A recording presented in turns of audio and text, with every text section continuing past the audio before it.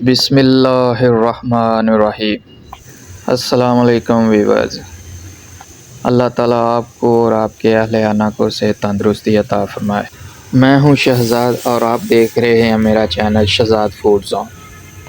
Viewers, आज हम पकाएंगे स्वीट राइस, जिन्हें ज़र्दा भी कहते हैं। येलो कलर का ज़र्दा। ये हमने चावल चढ़ाए हुए थे चूल्हे पे उबलने के लिए। अब हमने इसमें ज़र्दा रंग, फूड कलर जिसको कहते हैं, वो डाल दिया है ताकि चावल उबलने के साथ ही जो कलर चावलों को चढ़ना है वो ज़्यादा कलर जो है वो साथ ही चढ़ जाए। तमाम नए आने वाले व्यूअर, आप मेरे चैनल को सब्सक्राइब करें, कमेंट करें और वीडियो को लाइक करें।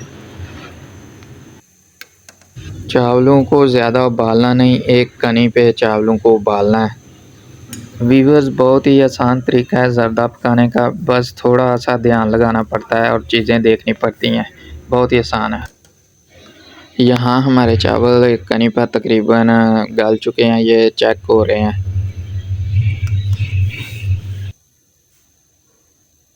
मज़ीद थोड़ा टाइम देंगे चावलों को उबलने के लिए, अभी थोड़ी कसर बाकी है। तो चावल जब एक कनी पे सही तरह गल जाएंगे, किसी भी चीज़ को बनाने की ट्राई करनी चाहिए, लेकिन उससे पहले थोड़ी सी बुनियादी मालूमात होनी चाहिए। तो फिर आप ट्राई करें तो इंशाल्लाह कुछ ना कुछ बेहतरी आएगी इंशाल्लाह और अच्छी चीज़ पकेगी। वक्फे वक्फे से चावलों को चेक करते रहें कि अब ये तैयार हुए हैं, एक कनी पे गले हैं अभी के नहीं, क्योंकि एक कनी से ज़्यादा आपने इनको गलाना नहीं है। अगर एक कनी से ज़्यादा आपके चावल गल जाएंगे तो आगे पकने के प्रोसेस में वो फिर बहुत डिले हो जाएंगे, उनके ढेले बन जाएंगे चावलों के। अलग-अलग चावल नहीं होगा, नज़र नहीं आएगा, तो वो ज़्यादा आपका खूबसूरत नहीं लगेगा। अब हमने चावलों को उतार लिया, चावल उबल चुके हैं। अब हम इनको चावलों का पानी उतार लेंगे, इसमें से सब चावल अच्छी तरह धो के साफ़ कर लेंगे। ज़र्दा पकाने के लिए हमने ये एक बर्तन चूल्हे पर चढ़ा दिया है, इसमें घी डाल लिया थोड़ा सा। ज़र्दा पकाने की कोई लंबी चौड़ी तकनीक नहीं है, बस 2-3 छोटी मोटी चीज़ें हैं, वो आप कवर कर लें तो इंशाल्लाह आपका ज़र्दा अच्छा पकेगा। यहाँ हमने 3-4 सब्ज़ इलायची ऐड कर दी है, क्योंकि ये जब घी में सब्ज़ इलायची भुनेंगी तो इसकी खुशबू अलग ही होगी। घी जो है वो मेल्ट हो रहा है आहिस्ता-आहिस्ता, ज़्यादा तेज़ आंच नहीं रखी, मीडियम फ्लेम है।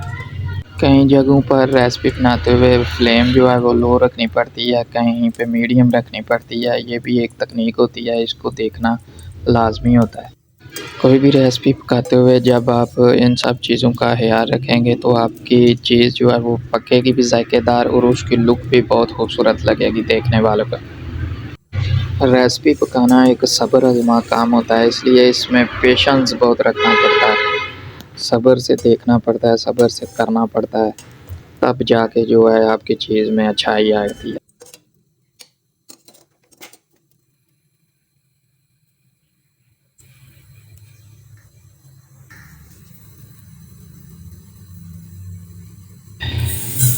लेकिन नाज़रीन, हमने यहाँ चीनी डाल दी है घी में।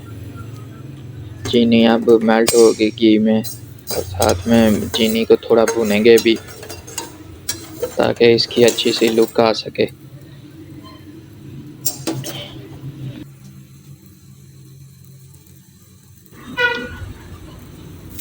अब हमने इसमें पानी डाल दिया है। चीनी को ज़्यादा मेल्ट होने के लिए पानी थोड़ा सा डाला ताकि चीनी अच्छे से मेल्ट हो जाए, कुछ दाना इसका रह ना जाए, अच्छे से शीरे की तरह तैयार हो जाए, इसलिए इसमें थोड़ा सा पानी ऐड किया अभी।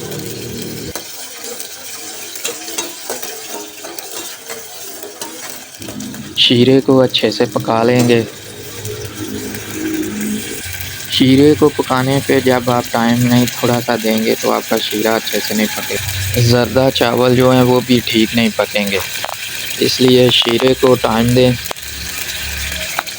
अब हम इसमें जो चावल उबाले हुए थे वो डाल देते हैं। उबले हुए चावल जो हैं वो ज़र्दा कलर के, देखें कैसा खूबसूरत कलर आया हुआ है। ये हमने अब शीरे में डाल दिए हैं। अब हम इनको मज़ीद पकाएंगे थोड़ी देर के लिए।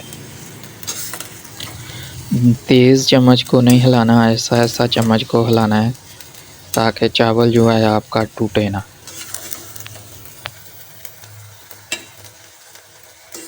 चम्मच के साथ चावलों को अच्छे तरह शीरे में मिक्स करें ताकि शीरा जो है चावलों को अच्छी तरह लग जाए, सारे चावलों को।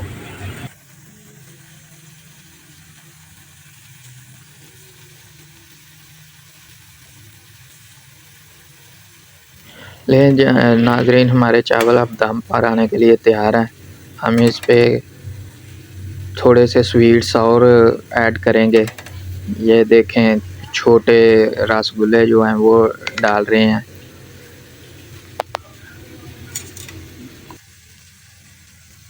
बादाम डाले हैं, किशमिश डाली है, उबले हुए अंडे भी डाले हैं। ये दम के दौरान ही आपने डाल देने हैं। ये ऊपर सारे ऐसे गार्निश करके दम पे।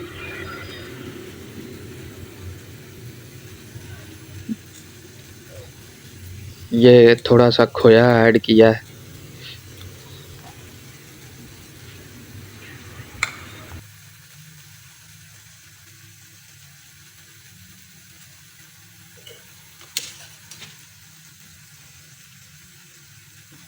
आप इसमें मज़ीद चीज़ें भी ऐड कर सकते हैं। ये हमने ऊपर दम लगा दिया है क्योंकि चावल जो हैं एक कनी पे उबले हुए थे। इसमें वो मज़ीद जो चीज़ें ऊपर डाली हैं, दम के दौरान उनका जायका भी चावलों में चला जाएगा। ले नाज़रीन, हमने चावल जो हैं वो एक बर्तन में बाहर निकाल दिए हैं। ये देखें कैसे माशाल्लाह बिल्कुल गले हुए चावल हैं, लदा-लदा चावल हैं और बहुत अच्छी खुशबू भी आ रही है। ये थी हमारी आज की रेसिपी। दुआओं में याद रखिएगा। अल्लाह हाफ़िज़।